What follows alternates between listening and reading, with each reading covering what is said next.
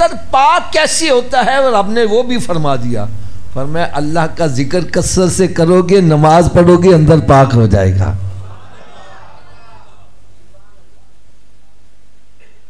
اور اگلی بات یہ سمجھو کہ تصوف کی بنیادی بل تؤثرون الحیات الدنیا والآخرۃ خیر وابقی، تم تو دنیا کے پیچھے بھاگ رہے ہو، حالانکہ اللہ کے ہاں آخرت بہتر ہے اور وہی باقی رہنے والی چیز ہے۔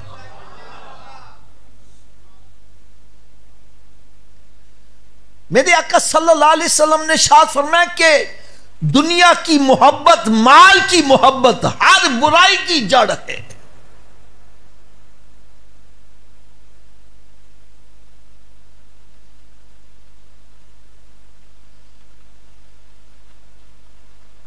فرماتے جب پہلا درم بنایا گیا تھا تو شیطان نے اس کو بوسہ دیا تھا، چوما تھا، کہنے لگا جو تیرا غلام بن گیا وہ میرا غلام خود ہی بن جائے گا۔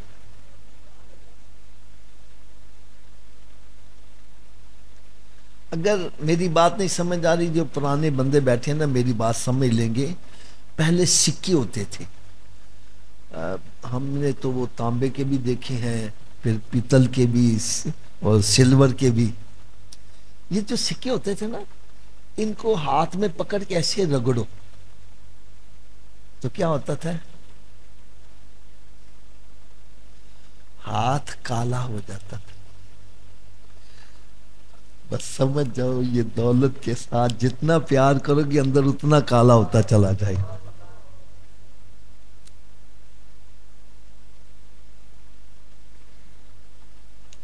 یہ مال کی محبت بندے کے دل میں پیدا ہو جائے، قرآن کہتا ہے الہاکم التکاثر حتی زرتم المقابر، تمہیں کثرت کی خواہش نے غفلت میں رکھا یہاں تک کہ تم نے قبروں کو جا دیکھا، قبروں میں پہنچ گئے۔ حل من مزید، حل من مزید، حل من مزید۔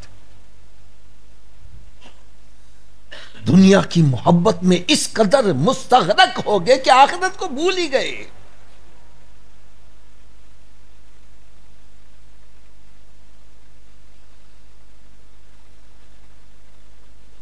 قرآن مجید فرقان حمید میں ہی رب تعالیٰ نے ارشاد فرمایا وَأَمَّا مَنْ خَافَ مَقَامَ رَبِّهِ وَنَهَى النَّفْسَ عَنِ الْهَوَىٰ فَإِنَّ الْجَنَّةَ هِيَ الْمَأْوَىٰ۔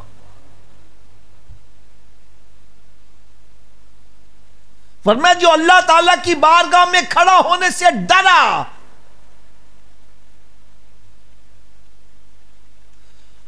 اور جب اللہ کی بارگاہ میں کھڑا ہونے سے ڈرے گا تو نفس کی مخالفت کرے گا، نفس کے پیچھے نہیں چلے گا، وہ اگر چلے گا تو رب کے حکم کے مطابق اور اس کے محبوب کے نقش قدم پر چلے گا۔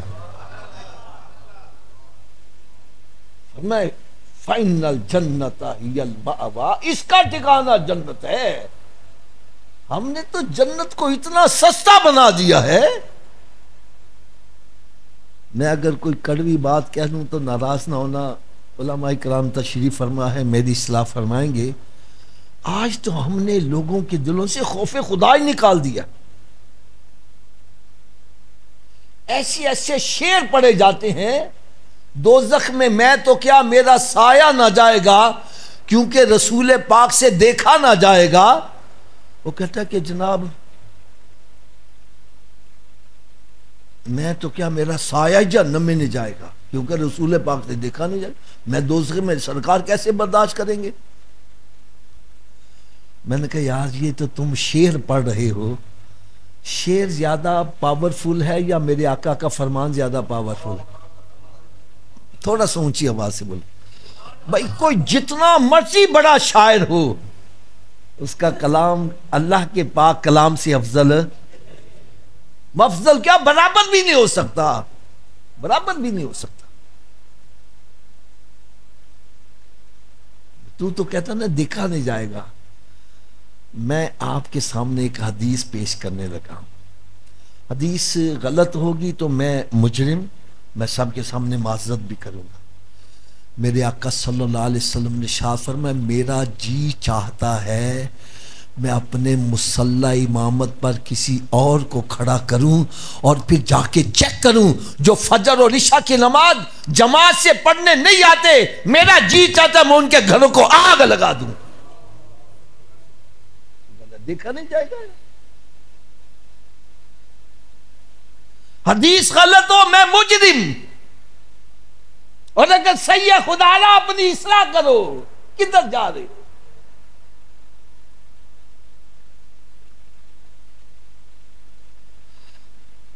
حدیث پاک میں آتا ہے جس نے ایک نماز جان بوجھ کے چھوڑی اس کا نام دوزخ کے دروازے پر لکھ دیا جائے گا۔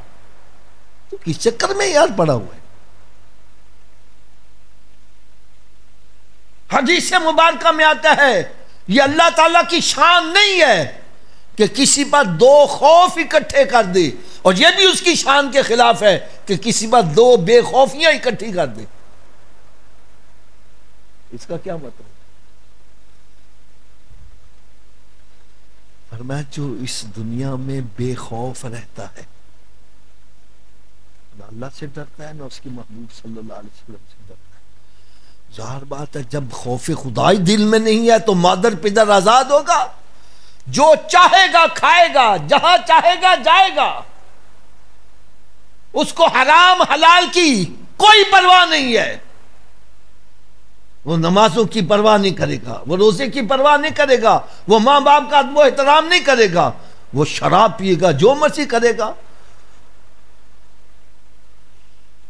فرمایا جو دنیا میں بے خوف رہتا ہے، اب رب تعالیٰ اس کو قیامت کے روز بھی بے خوف ہی رکھے، فرمایا یہ اس کی شان کے خلاف ہے۔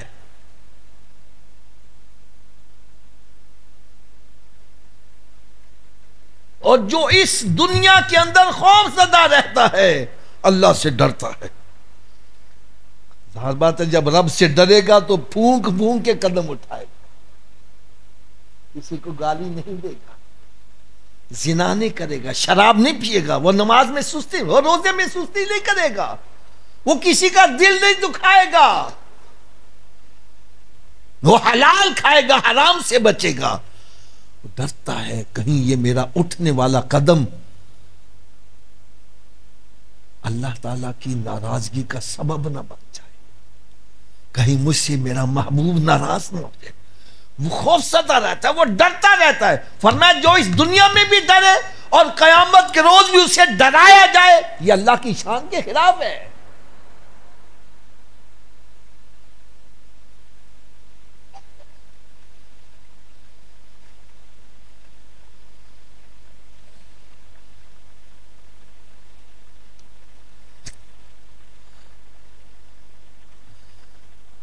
فرمایا کیا ایک مومن اور فاسق دونوں برابر ہو سکتے ہیں؟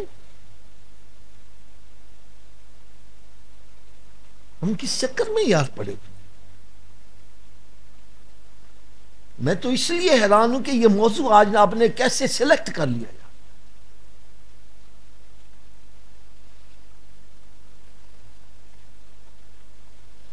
آؤ آج میں آپ کو یہ بتلاؤں کہ اندر کی طہارت ضروری کیوں ہے، اس کی ضرورت کیوں ہے۔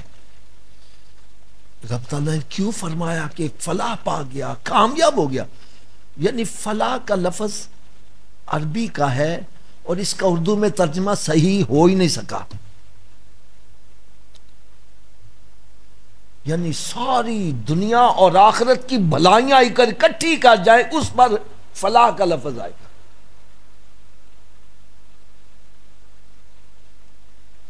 فرمایا تحقیق فلاح پا گیا جس نے اپنے اندر کو پاک کر لیا۔ کیا کر لیا؟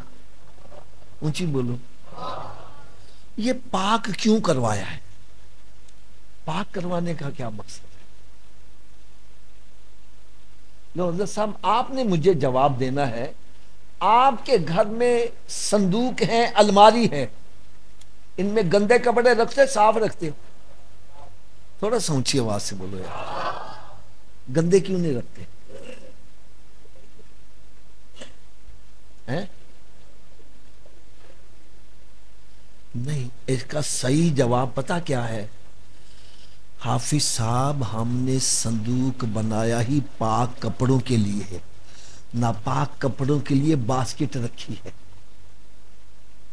صندوق کس کے لیے ہے؟ اونچی بولو یار۔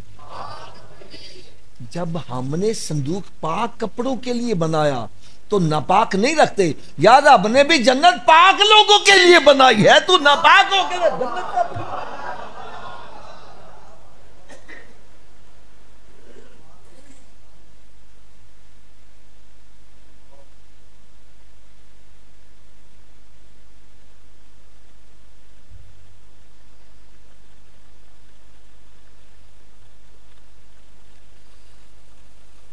پھر ہم پتہ کیا کہتے ہیں؟ حافظ صاحب سکون نہیں ملتا، چین نہیں ہے۔ کوئی اللہ والا ملتا ہی نہیں۔ حافظ صاحب ٹینشن میں رہتا ہوں۔ آؤ بتلاؤں میں آپ کو یہ ٹینشن میں کیوں رہتے ہیں۔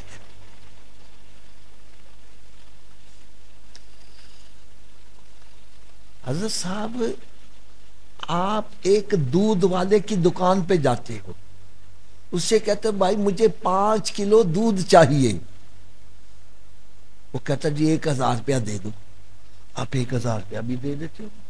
وہ کہتا ہے برتن لے کے آؤ۔ آپ گھر سے برتن لے کے جاتے ہو، مسجد میں بیٹھے ہو، بات سچی کرنا، آپ برتن لے کے جاتے ہو اور برتن کے اندر غلاظت لگی ہے، ناپاکی لگی ہے، دودھ والا اس میں دودھ ڈال دے گا؟ اونچی بولو یار،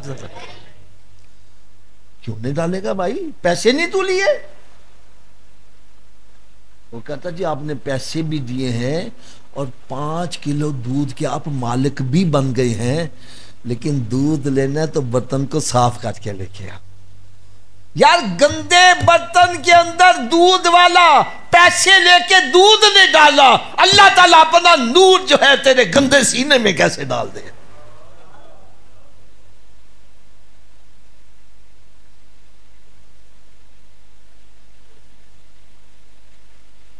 یہ اندر جو تکبر، ریاکاری، غرور، انانیت سے بھرا پڑا ہے، عداوت، بغض، حسد، کینہ، یہ اندر جو اس سے بھرا پڑا ہے، اس میں اللہ کا نور کیسے آ جائے؟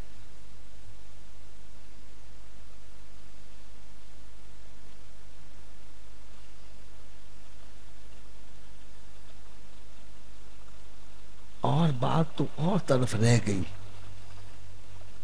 پیران پیر روشن ضمیر حضرت میرا محی الدین عبد القادر جیلانی المعروف غوث اعظم رضی اللہ تعالیٰ عنہ، آپ کی شان کسی بزرگ نے لکھی ہے کہ غوث اعظم درمیان اولیاء چو محمد درمیان انبیاء۔ آپ کیا فرما رہے ہیں؟ فرماتے ہیں میں اور سارے اولیاء اللہ اکٹھے ہو کر ایک بندے کو نور دینا چاہیں اور اس کے اندر رائی کے دانے کے برابر انانیت ہو، ہم نہیں دیتے۔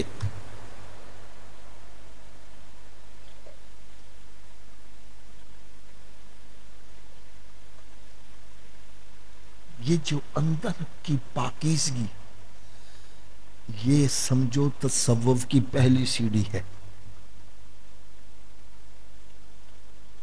اندر پاک ہوگا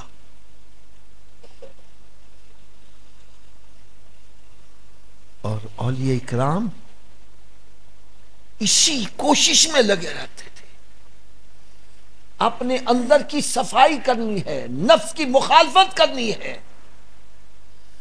یار یہ نفس کی مخالفت تو ایسا ایک زبردست نسخہ ہے، ایسا زبردست نسخہ ہے کہ بابا فرید گنج شکر رحمت اللہ تعالی علیہ، ان کے مقابلے میں ایک بندہ آیا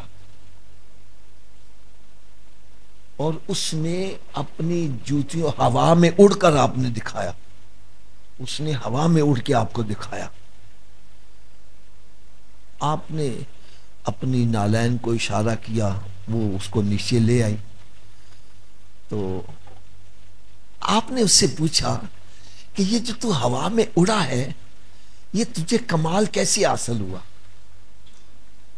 کہنے لگا میں اپنے نفس کی مخالفت کرتا ہوں۔ کیا کرتا ہوں؟ اونچی بولو یار۔ دیکھو نفس کی مخالفت کرنے سے ایک غیر مسلم کو بھی یہ مقام مل رہا ہے، اور پھر اللہ کا ولی تو اللہ کے نور سے دیکھتا ہے۔ آپ نے ارشاد فرمایا تجھے یہ جو مقام ملا ہے نفس کی مخالفت کی وجہ سے ملا ہے؟ کہنے لگا جی ہاں۔ فرمایا تیرا نفس کہتا ہے کلمہ پڑھ کے مسلمان ہو جا، کہتا نہیں۔ فرمایا کر مخالفت اس کی، وہ کلمہ پڑھ کے مسلمان ہو گیا۔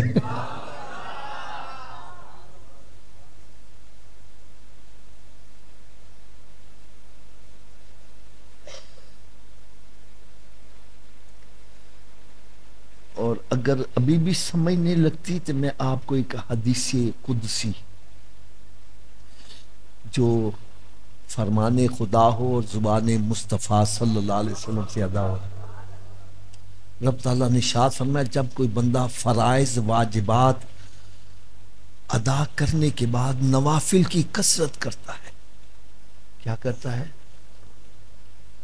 یتقرب الی بالنوافل، تو کثرت نوافل کی وجہ سے وہ میرا قرب حاصل کر لیتا ہے۔ کثرت نوافل، اور نوافل اس میں قرآن پاک بھی آ جاتا ہے، اللہ کا ذکر بھی آ جاتا ہے، یہ سب کچھ آ جاتا ہے۔ فرمایا جو فرائض واجبات ادا کرنے کے بعد نوافل کی کثرت کرتا ہے، اور وہ کثرت کرتا ہے اس نوافل کی کثرت اس کو میرے قریب کرتی چلی جائے، قریب کرتی چلی جائے۔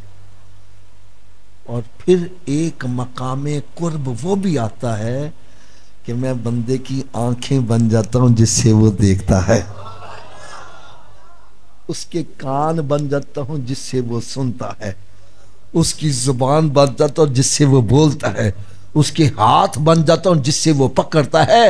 یعنی بندہ بندہ ہی رہتا ہے لیکن اس میں طاقت خدائی آ جاتی ہے، اور پھر جب طاقت خدائی آ جاتی ہے تو پھر سلیمان علیہ السلام کے دربار میں بیٹھ کر پلک جھپکنے سے پہلے تخت بلقیس لا کے دکھا دیتا ہے۔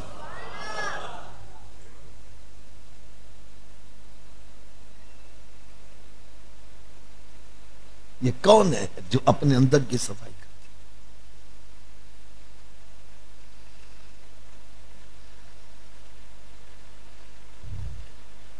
دیکھیں اندر کی صفائی، اس کے لیے سب سے پہلے علم ہونا شرط ہے۔ کیا میں نے کہا؟ آج ہمارے جاہل بندے انہوں نے پتہ نہیں کہاں سے یہ سیکھ لیا، وہ کہتا جی شریعت ہو رہے تھے، طریقت ہو رہے۔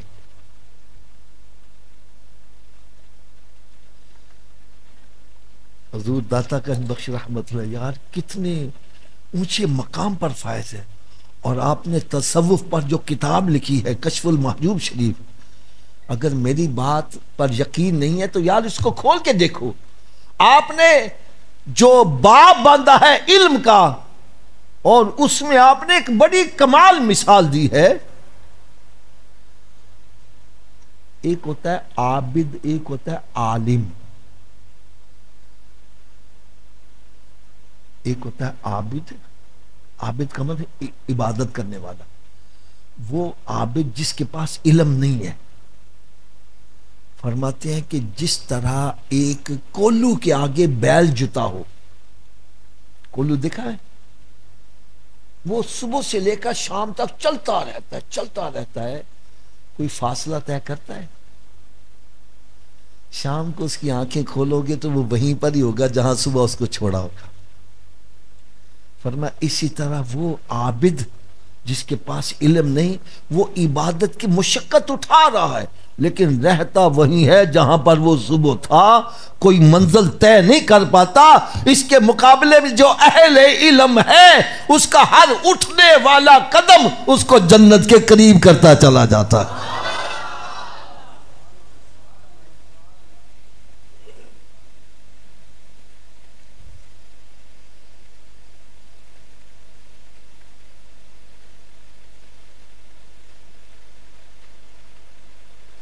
میں آج کے نوجوانوں کو ایک پیغام دوں گا، خدا کے لیے ایسے بندے جو بزرگان دین کی شان میں بے ادبیاں گستاخیاں کرنے والے، ایسے بندوں کے بیانات سننے سے گریز کریں، بچیں۔ وہ کیا کرتے ہیں؟ اولیاء کاملین اپنے نفس کی صفائی کے لیے بعض کا کچھ ایسے کام کر کے دکھاتے ہیں کہ جو ہمیں بظاہر شریعت سے ٹکراتے نظر آتے، لیکن ہم اس کی حقیقت نہیں جانتے، وہ جانتے واتے تھے۔ وہ اسی کو بیس بنا کر لوگوں کو اولیاء کرام سے متنفر کرتے۔ میں اب ایک آپ کو مثال دینے لگا ہوں۔ ایک بزرگ بڑے بلند پایا کے عالم تھے، بہت بڑے بزرگ۔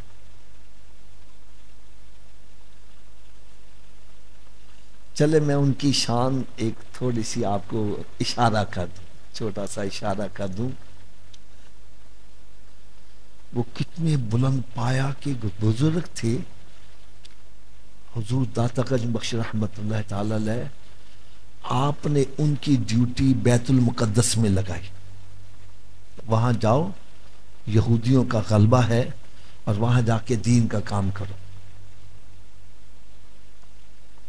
تو کہنے لگے میں یہ اولیاء کرام ان کے لیے سفر کوئی پلک جب بنے گا جہاں سے پہلے چلے جاتے ہیں۔ اچھا، کہنے لگے میں وہاں پر پہنچا تو چند نوجوان اکٹھے تھے، آپس میں مذاق مسخری کر رہے تھے۔ تو مجھے دیکھ کر نا انہوں نے مذاق کرنا شروع کر دیا۔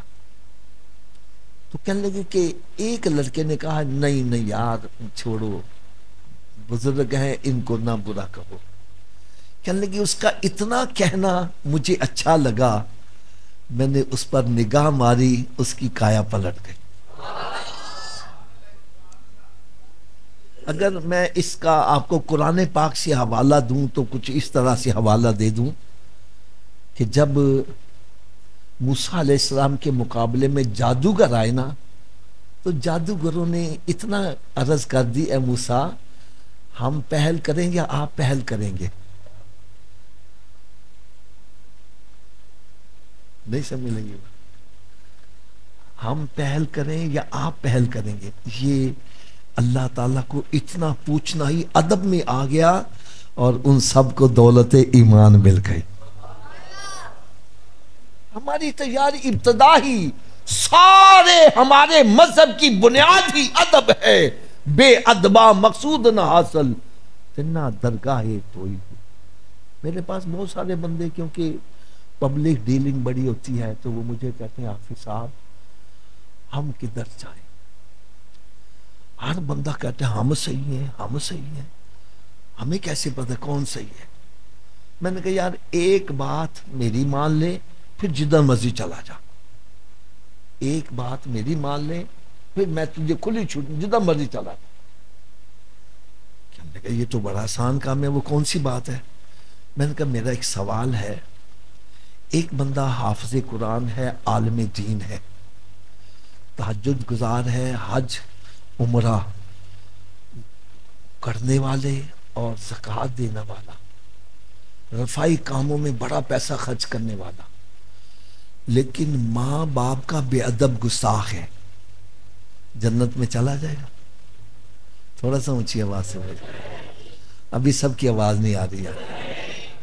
میں نے کہا اگر ماں باپ کا بے ادب نہیں جا سکتا تو ولیوں کی شان میں بھونکنے والا کیسے چلا جائے گا؟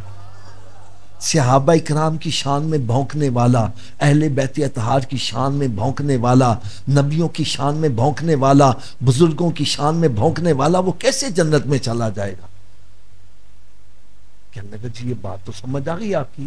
میں نے کہا اب میں تجھے کھلی چھٹی دیتا ہوں، جا کے چیک کر، کوئی تو تجھے صحابہ اکرام کی محبت میں اہل بیت اطہار کو برا کہتا نظر آئے گا، کوئی اہل بیت اطہار کی محبت میں صحابہ اکرام کو برا کہتا نظر آئے گا، اور کوئی ولیوں کو بھونک رہا ہے، کوئی نبیوں کی شان میں تنقیص کا پہلو نکال رہا ہے۔ میں نے کہا اگر سب میں تمہیں ادب والا ملے گا تو وہ اہل سنت والجماعت بریلی مسلک ہے، جو ادب اتنا کرنے والے کہ سرکار صلی اللہ علیہ وسلم کی ذات اقدس و بڑی عرف اور اعلیٰ ہے، ان کے قدم سے جوتا بھی لگ جائے وہ بھی ہمارے لیے نالے پاک بن جاتا ہے۔ جو سر پہ رکھنے کو مل جائے نالے پاک حضور تو پھر کہیں کہ ہاں تاجدار ہم بھی ہیں۔ اب میں بتلانے لگا، کہنے کا میں نے مجھے اس بچے کے اوپر محبت آ گئی کہ اس نے ادب والی بات کی ہے، بس وہ گیا گھر تو پھر واپس پلٹ کے آ گیا، کلمہ پڑھ کے مسلمان ہو گیا۔ اب اس کی سارے خاندان والے مخالف ہو گئے تو انہوں نے بہت برا بھلا کہنا شروع کر دیا۔ ایک دن کہنے لگا، بڑا پریشان ہو کے مجھے کہنے لگا، حضرت صاحب میرا جو بھائی ہے نا بڑا، وہ بہت زیادہ میرا مطلب ہے کہ جذباتی ہوا ہے، تو اس کا کیا کرنا ہے؟ فرمایا جاؤ اس کو لے آؤ۔ لے آئے تو فرمایا بھائی تو کیا چاہتا ہے؟ حضرت صاحب بات سنو ذرا کیا اس نے کہا۔ کہنے لگے جی میں زیادہ باتیں نہیں جانتا، مجھے پتا چلا ہے آپ کا ایک قرآن مجید بھی ہے۔ فرمایا ہاں ہے۔ کہنے لگا میرے ساتھ تقریباً میرے خاندان کے 23 افراد ہیں، میں ان کو اشارہ کروں گا جدھر وہ کہوں گا تو ادھر ہی آ جائیں گے، اگر وہ آپ کا قرآن پاک مجھے زبانی یاد ہو جائے تو ابھی ہم سارے کے سارے کلمہ پڑھ کے مسلمان ہو جائیں گے۔ آپ نے فرمایا بھائی تم شروع کر دو، حفظ کرنا شروع کر دو، جلدی ہو جائے گا۔ کہنے لگا نہیں ابھی میں نے دیکھا بھی نہیں قرآن پاک۔ فرمایا چلو پھر پڑھنا شروع کر دو۔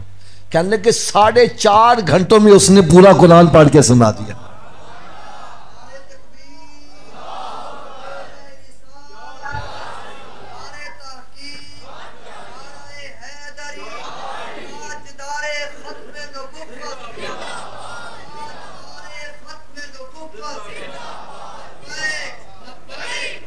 لبیک یا رسول اللہ، لبیک لبیک لبیک یا رسول۔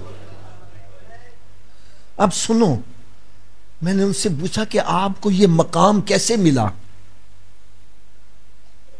تو انہوں نے بتلایا کہ میں نا ملتان کے علاقے کا رہنے والے اور بہت بڑے جاگیردار سرمایہ دار تھے، لینڈ لارڈ جن کو کہتے ہیں، زمینوں کے مالک۔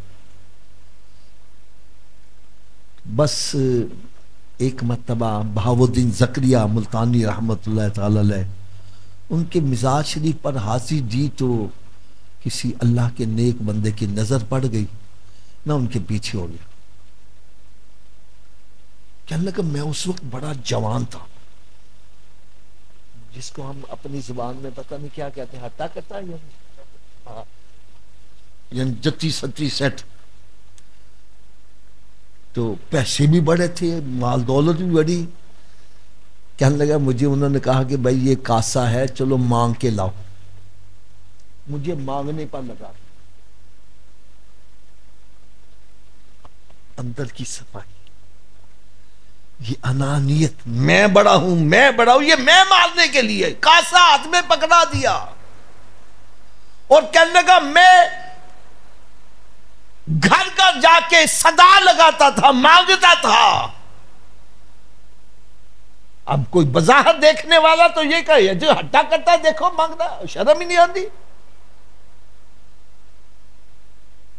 کہنے لگے ایک عورت ایسی بھی تھی بڑھیا، جب میں اس سے مانگنے جاتا تو وہ مجھے گالیاں بڑی نکالتی تھی، شرم ہی نہیں آتی، ہٹے کٹے ہو کے تھے جناب، منگن ٹور پہنتے نے، محنت کر دی نہیں تو یہ نہیں کر دے وہ نہیں کر دے۔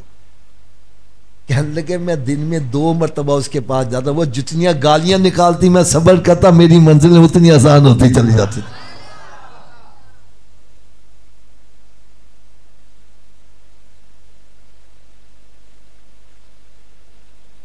پھر کہنے لگے ایک وقت وہ بھی آیا، ایک وقت وہ بھی آیا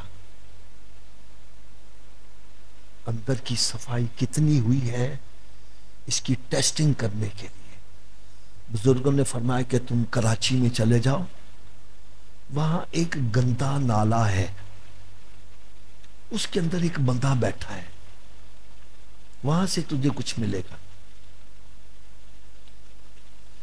گندا نالا آپ کے ذہن میں آ گیا ہوگا، ایک تو تھا نا نہر صاف پانی ہوتا ہے، نہیں گندا نالا، اس کے اندر بندہ بیٹھا ہوا ہے، وہاں سے تیری منزل کچھ آسان ہوگی۔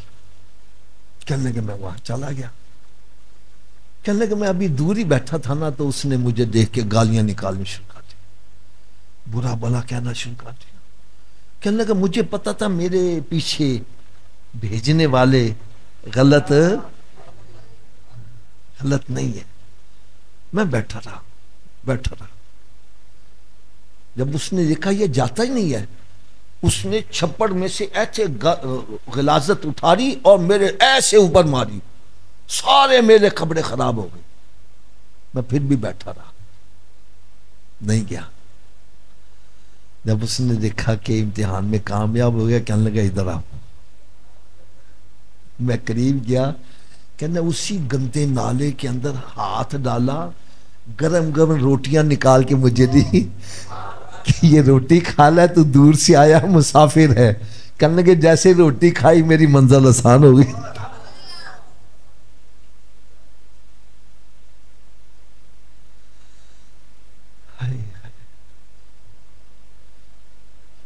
اگر ابھی بھی تسلی نہیں ہو رہی تو میں ایک اور بڑی پیاری مثال ہے۔ مولانا روم رحمت اللہ تعالی، کتنی بڑی بزرگ ہستی، کشتی میں سفر کر رہے ہیں اور اپنی ساری زندگی کی کمائی کتابیں لکھی ہوئی وہ آپ نے کشتی میں رکھی ہیں، کہیں نقل مکانی کر رہے ہوں گے، اسی کشتے میں حضرت شمس تبریز رحمت اللہ تعالی علیہ وہ بھی بیٹھے ہوئے تھے۔ مولانا روم رحمت اللہ تعالی کشتی میں بیٹھے ہیں، ہچکولے لگے، کوئی آنکھ لگ گئی، آپ نے وہ ساری کتابیں اٹھا کے نا وہ دریا میں ڈال دی، ساری کتابیں اٹھا کے دریا میں ڈال دی۔ مولانا روم رحمت اللہ تعالی کی جب آنکھ کھلی، دیکھا ساری کشتی خالی ہے، کتابیں ساری دریا برد ہو گئی، پریشان ہو گئی، میری ساری کمائی برباد ہو گئی۔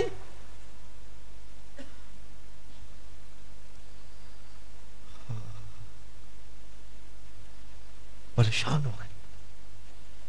حضرت شمس تبریز رحمت اللہ تعالی پوچھنے لگے پریشان کیوں ہو رہے؟ کہنے لگا جی میری ساری زندگی کا کمائی آپ نے دریا میں ڈال دی۔ فرمایا پریشان کیوں ہوتا ہے؟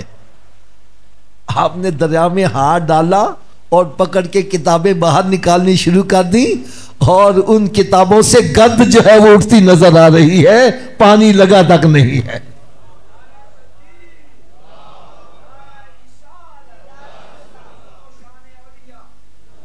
اسی وقت قدموں میں گر گئے، آپ نے سینے سے لگایا، جب سینے سے لگے تو پھر زبان سے پکار اٹھے، مولوی ہرگز نہ شد مولا روم تا غلام شمس تبریز نہ شد، یعنی میری جو پچھلی ساری زندگی ہے وہ کچھ بھی نہیں ہے، جب سے میں شمس تبریز کی غلامی میں آیا ہوں میں اپنی زندگی کا آغاز ہی وہی سے کر رہا ہوں۔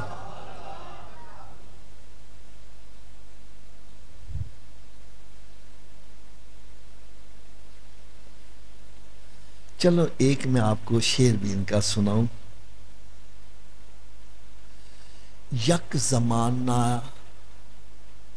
صحبت با اولیاء، بہتر از 100 سالہ طاعت بے ریا۔ اس کا کیا مطلب ہے؟ اللہ کے ولی کی صحبت میں ایک پل گزارنا 100 سالہ بے ریا عبادت سے بہتر ہے۔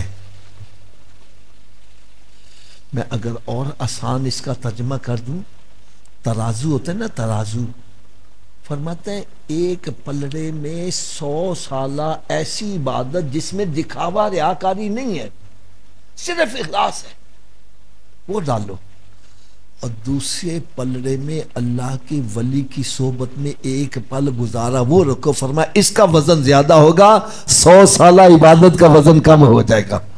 بہتر از 100 سالہ تات بے ریا، سنا ہوا شعر کہ نہیں؟ سنا کہ نہیں؟ اس کا مطلب کیا ہے؟ یہ کیوں کیا ہے؟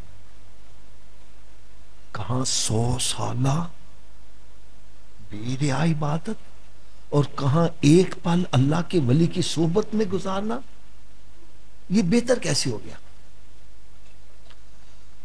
آؤ میں آج آپ کو اس کا مقصد بتلاؤں۔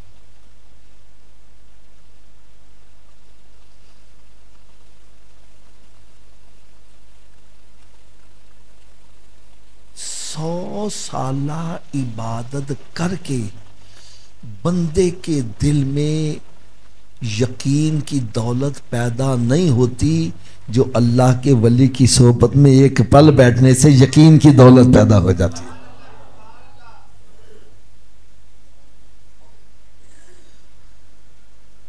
اگر میری بات نہ سمجھے، میں آپ سے ایک مثال دینے لگا ہوں۔ بھائی ہم سب کا عقیدہ ہے اللہ ہمیں دیکھ رہا ہے، اللہ ہمیں، تھوڑا سا اونچی آواز سے بولو گے، اللہ ہمیں، ایک مرتبہ پھر اونچی آواز سے، اللہ ہمیں، کبھی دل سے تسلیم کیا ہے اللہ مجھے دیکھ رہا ہے؟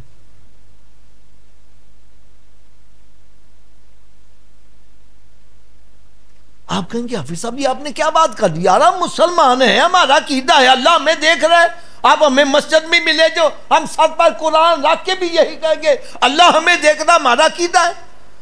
تو میں پھر ہاتھ باندھ کے ایک بات عرض کروں گا، 4 بندے جوا کھیل رہے ہوں، اوپر سے پولیس والے آ جائیں، بھاگ جاتے ہیں، ابا جی آ جائیں چھپا دیتے ہیں، اب نہیں کھیل رہے، جی پولیس والوں نے دیکھ لیا تو اندر کر دیں گے، ابا جی نے دیکھ لیا تو گھر سے باہر نکال دیں گے۔ میں نے کہا پولیس کے دیکھنے کا احساس تجھے برائی سے روک رہا ہے، ابا جی کے دیکھنے کا احساس برائی سے روک رہا ہے، ارے جس کے دل میں یقین ہے میرا رب مجھے دیکھ رہا ہے وہ کیسے برائی کرے گا؟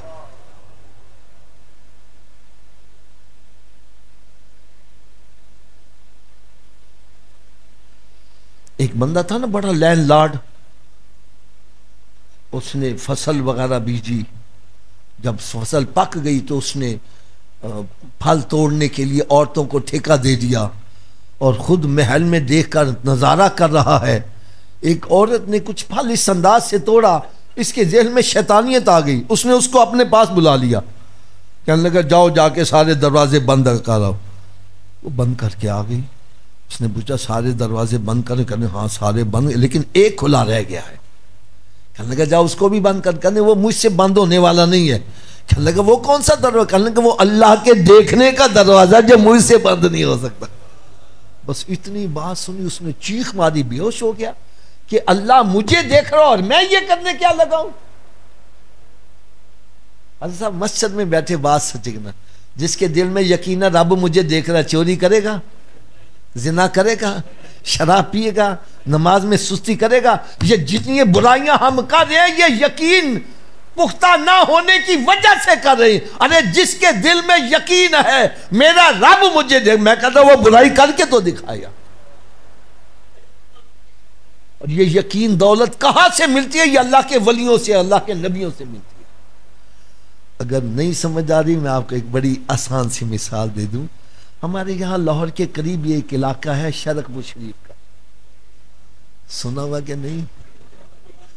میاں شیر محمد صاحب رحمت اللہ تعالی علیہ، بہت بڑی ولی کامل۔ آپ کے قریبی گاؤں میں نا چور آئے چوری کرنے، انہوں نے سن لگائی لیکن کامیابی نہ ہوئی، صبح ہو گئی، اب آپس میں مشورہ کریں یار روٹی کس تو کھائیے۔ گاؤں دیہاتوں میں آپ کو پتہ ہوٹل وغیرہ تو ہوتے نہیں ہیں، ایک بیچ میں بولا کہنا میاں صاحب دا لنگر چل رہا چلو اتھو کھائیے، دوجا کہنا یار پیسے بھی نہیں لائیں گے تے راج کے بھی کھاواں گے، چلو چلتے ہیں۔ آگے سارے اکٹھے ہو کے اتفاق کی بات ہے اس دن میاں صاحب خود لنگر تقسیم فرما رہے تھے اور لنگر لینے والوں کا رش لگا ہوا تھا. جیسے ہی اندر داخل ہوئے آپ نے فرمایا بیلیو ذرا پیچھے پیچھے ہٹ جاؤ, اے بیچارے رات دے تھکے آئے نہیں, انہوں نے پہلے روٹی کھوا دیجیے. بس ان کی اندر کی کایا پلٹ گئی کہ ہم تو رات کی تاریکی میں چوری کر رہے تھے, ہمیں کوئی نہیں دیکھ رہا تھا اور اللہ کا ولی یہاں بیٹھے دیکھ رہا تھا. اگر اللہ کے ولی کے دیکھنے کا یہ مقام ہے تو رب کے دیکھنے کا مقام کیا ہوگا.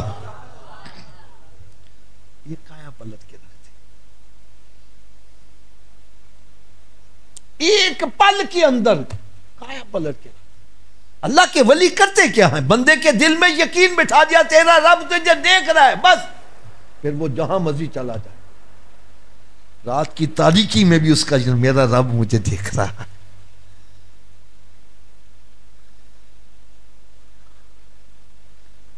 خیر روٹی کھائی اور سو گئے. رات کا پچھلا پہر ہوا, میاں صاحب وہیں آگے آ کے ان کو اٹھایا. اے میرے ملت کے جوانوں ذرا غور سے سننا. میاں صاحب نے ان کو آ کے اٹھایا, اٹھو بیلیو تسی بھی چور ہو تو میں بھی چور ہوں, چلو آج رال کے سان لائیے. وہ لگے معافیاں مانگنے, حضرت جی معاف کر دو. فرمایا نہیں نہیں, اے میرا لنگر ایویں تھوڑی چلتا پیا وے. سن واقعی اتنی دنیا کھائی, میاں صاحب ادھر کچھ کرتے ہی ہوں گے. فرمایا جہاں تم رات سن لگا رہے تھے پکڑے جاتے تو جوتیاں پڑنی تھی, اور اگر کامیاب ہو جاتے تو چند دن تمہاری روٹی پانی چل, پھر تمہارا وہی حال ہو جانا تھا. آؤ آج میں تمہیں ایک گھر ایسا بتلاؤں, سن لگاتے پکڑے جاؤ تو عزت کی نظر سے دیکھے جاؤ, اور اگر کامیاب ہو جاؤ چاہے سوئی کے ناکے برابر, تمہاری پشتیں پلتی رہیں گی, دولت ختم نہیں ہوگی. کہنے لگا جی وہ گھر کون سا ہے جہاں سن لگاتے پکڑے جائیں تو عزت کی نظر سے دیکھے جائیں, اور کامیاب ہو جائے تو نسلیں پلتی رہے. فرمایا چلو پہلے غسل کرو. پاک صاحب کپڑے پورا اور پکڑ کے مسجد میں لیا. فرمایا اے جے رب دا کار, یہاں پچھلی راتی سن لگایا کرو, بس کامیاب ہو گئے تو سارے کام سیدھے ہو جائیں گے.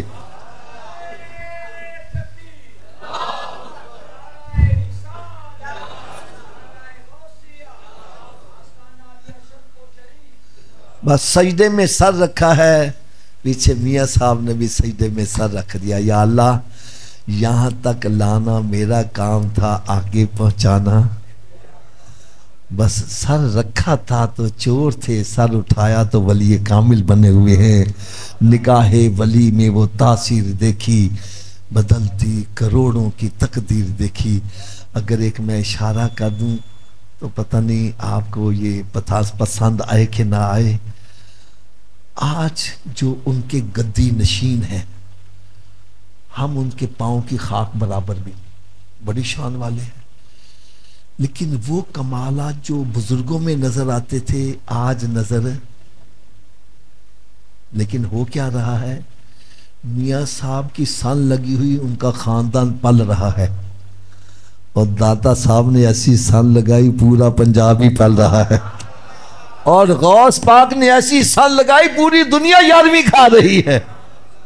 ارے یہ ہے سن لگانا.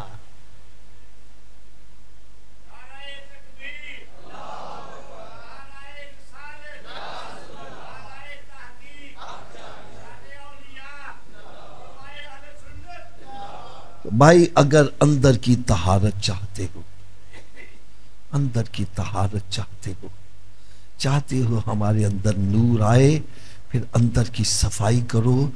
صفائی کیسی ہوگی؟ نمبر 1 فرمایا قد افلح من تزکا وذکر اسم ربہ فصلی. کامیاب ہو گیا وہ جس نے اپنے اندر کو صاف کر لیا.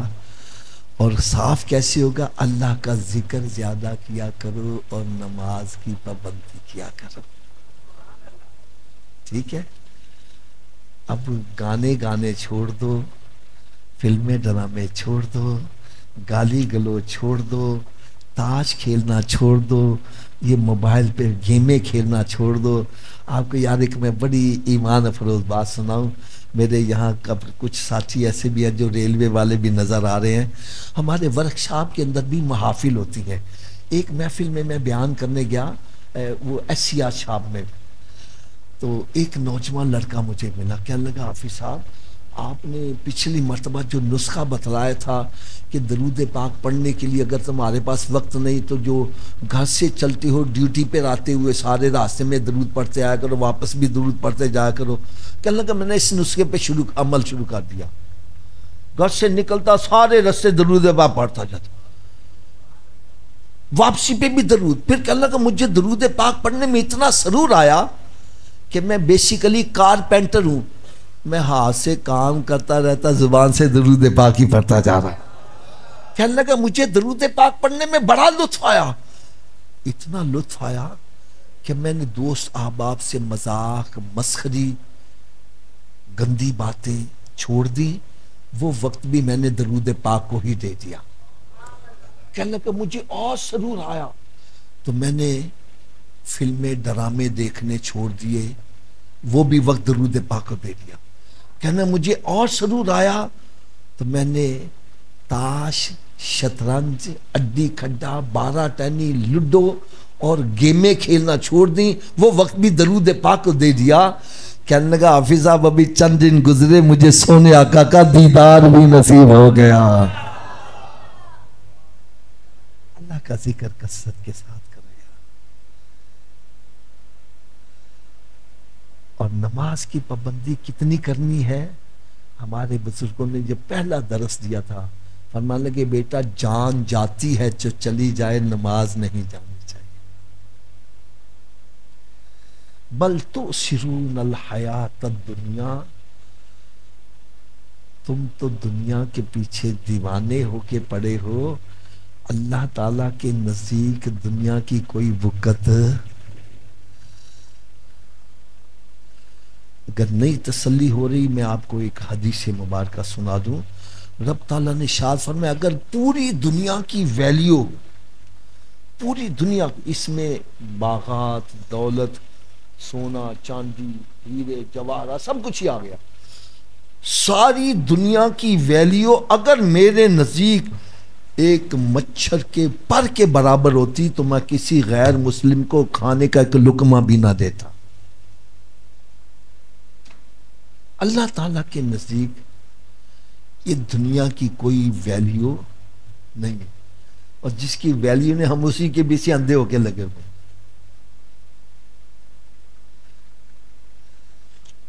ایک اشارہ کروں, ناراض تو نہیں ہوں گے؟ آپ کا ٹائم پتہ نہیں کتنا. اچھا ایک اشارہ میرا سنو ذرا, مسجد میں بیٹھے بات سچی کرنا. ہم نے حضرت صاحب اپنی بیٹی کی شادی کرنی ہو, کرائیٹیریا کیا بناتے ہیں؟ بندے کا مکان اپنا ہے بھی, آمدن کنی ہے, ایسا کیسا ہے, ویسا کیسا ہے. کبھی یہ بھی دیکھا ہے بچہ نماز بھی پڑھتا ہے کہ نہیں پڑھتا؟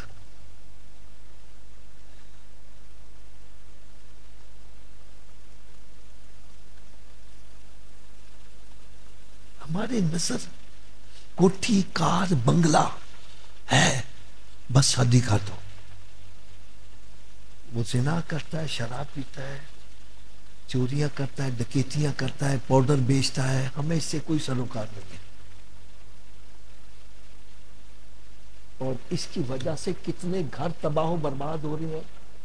ہم نے کوٹھی دیکھی, کار دیکھی, بنگلہ دیکھا, بچی شادی کر دی, چند دنوں کے بعد پتا چلا یہ کوٹھی بھی رینٹ دی سی تے گڈیاں بھی رینٹ دی سی, وہ سب کوئی لے کے بھاگ گئے. میں صحیح کہہ رہا ہوں غلط کہہ رہا ہوں؟ میں انہی بزرگوں کا ایک واقعہ آپ کو سنانے لگا ہوں. بڑے لینڈ لارڈ ہونے کے باوجود ایک چرواہے کے پاس چلے گئے. کس کے پاس؟ اور اس سے کہنے لگے کہ تو میری بیٹی سے شادی کر لے, میں اپنی بیٹی تیرے نکاح میں دینا چاہتا ہوں. ہم حیران پریشان, میں کہ حضرت صاحب آپ اتنے اونچے لیول کے, اور ایک چرواہے کے پاس جو جھگی میں رہ رہا ہے اور اس سے جا کے کہتے ہیں کہ میری بیٹی سے اپنے نکاح میں لے لو. آپ نے اس بچے میں کیا دیکھا ہے؟ یار ذرا غور سے سننا دل کے کانوں سے. کہنے کہ وہ بچہ چرواہا ہے اور حافظ قرآن ہے. روزانہ بکریاں چراتے چراتے 2 قرآن پڑھتا ہے اور اس کو پتہ ہی نہیں ولایت میں اس کا مقام کہاں پہنچا ہوا ہے.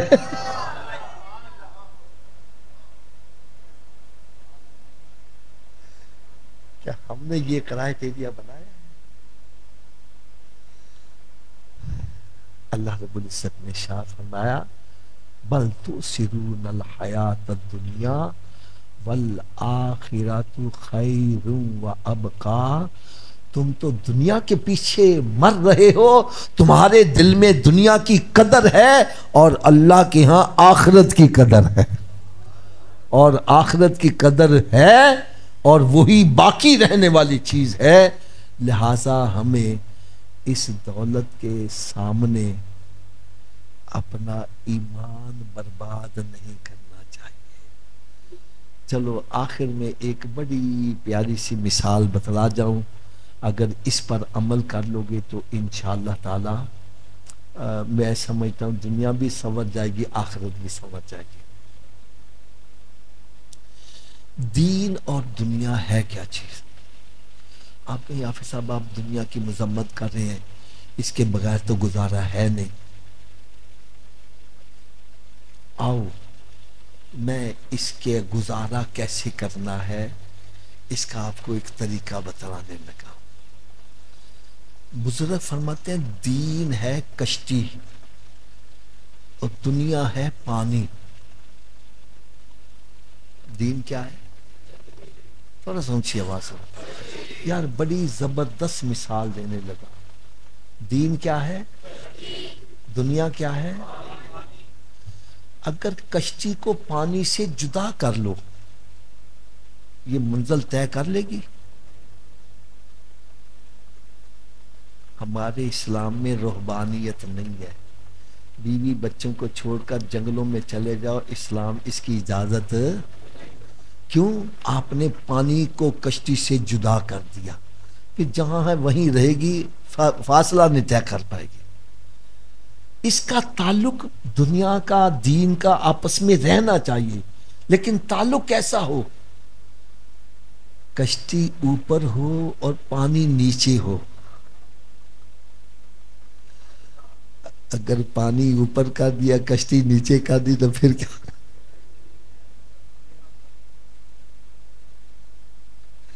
اب میں عملی طور پر آپ کو اس کی پریکٹل بتلانے لگا. میں دکان پہ بیٹھا ہوں، گاہک میرے پاس کھڑے ہیں، لاکھوں روپیہ لے کے کھڑے ہیں، دولت آ رہی ہے، ادھر سے آواز آتی ہے حی علی الصلاۃ. اس کا کیا مطلب ہے؟ اگر میں نماز کے لیے نہیں جاتا، میں کہتا ہوں گاہک چلے گئے واپس نہیں آئیں گے، تو میں نے پانی کو اوپر کر دیا، کشتی کو نیچے کر دیا. میں نے دین کو نیچے کر دیا اور دنیا کو، اور اس سے پھر کیا ہوگا؟ ہلاکت ہے. کیا ہے؟ اور اگر گاہک کھڑے ہیں، آواز آتی ہے حی علی الصلاۃ، میں سب کو چھوڑ کر، روزی کو چھوڑ کر رازق کی طرف جا رہا ہوں.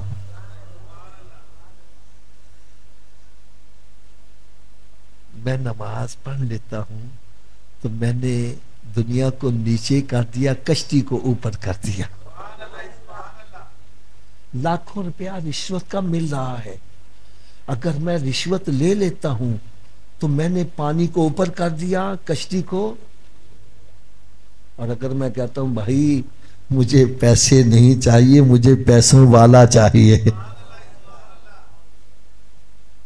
مجھے رب کی رضا چاہیے، اس کا، مجھ کو دنیا دولت نہ، مجھ کو دنیا نہ دولت کی زر چاہیے، شاہ کوثر کی میٹھی نظر چاہیے، مجھے تو سرکار کی نگاہ چاہیے. میں اس کو ٹھکرا دیتا ہوں تو میں نے کشتی کو اوپر کر دیا، پانی کو نیچے کر دیا، بس یہ نسخہ پلے باندھ لو بھائی۔ اگر دین کو اوپر رکھو گے، کشتی کو دنیا کو نیچے رکھو گے، اسی میں ہی سلامتی ہے۔ اللہ تعالیٰ مجھے اور آپ سب کو عمل کی توفیق عطا فرمائے۔ وما علیہ الا البلاغ۔ اللہم صلی علی سیدنا مولانا محمد وعلی آل سیدنا مولانا محمد واصحاب سیدنا مولانا محمد وبارک وسلم علیہ۔ اللہم ربنا آتنا فی الدنیا حسنۃ وفی الآخرۃ حسنۃ وقنا عذاب النار وادخلنا الجنۃ مع الابرار یا عزیز یا غفار یا رب العالمین۔ اے مالک مولا، ہم سب نے مل کر جو نماز فجر ادا کی ہے اور جو درس و بیان ہوا ہے تیری بارگاہ میں پیش کرتے ہیں شرف قبولیت کا درجہ۔ اے مالک مولا، اپنے پیارے حبیب صلی اللہ علیہ وسلم کا صدقہ اس نماز کو، اس قرآن پاک کے درس کو، اس رمضان شریف کو ہمارے لیے ذریعہ نجات کا سبب، ہماری، ہمارے والدین کی اور پیارے آقا صلی اللہ علیہ وسلم کے سارے امتیوں کی کامل مغفرت، آئندہ سب کو نیک اعمال کرنے کی توفیق عطا، ہماری، ہمارے والدین کی اور پیارے آقا صلی اللہ علیہ وسلم کے سارے امتیوں کی کامل مغفرت۔ اے مالک مولا، جتنے بھی بیمار ہیں سب کو تندرستی عطا فرما، جو پریشان حال ہیں ان سب کی پریشانیوں کو دور فرما، جو مقروض ہیں ان کو قرضے کے بوجھ سے نجات عطا، جو بے روزگار ہیں ان کو حلال روزی کمانے کا اچھا ذریعہ عطا فرما، جو روزگار پر لگے ہوئے ان کی روزیوں میں برکتیں عطا فرما۔ اے مالک مولا، میرے آقا صلی اللہ علیہ وسلم کے سارے امتیوں کی خیر فرما دے۔